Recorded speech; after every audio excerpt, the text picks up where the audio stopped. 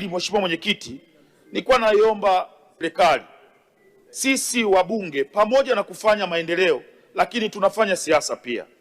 Tulikuwa tunaomba pale ambapo mnaleta pesa kwa ajili ya ujenzi wa barabara, basi waambie wataalamu wenu waje washauriane na sisi ni barabara gani ambazo zikienda kujengwa zitatusaidia sisi pia kupunguza kilio cha wananchi wetu katika majimbo yetu.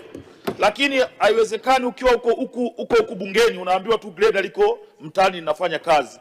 Unaweza kukuta hiyo barabara inayojengwa ni barabara ambayo kwenye ahadi zako kwa wananchi wako haina umuhimu kama kuna barabara zingine. Kwa mfano, kwa ruhusa yako Mwenyekiti, naomba nimtajie barabara 5 ambazo hata nikifa leo naomba zijengwe katika jimbo la Kigoma mjini. Barabara ya kutokea uwanja wa Lake Tanganyika kupita Buzebazeba sokoni, Rusimbi, kata ya Majengo pamoja na kata ya Machinjioni.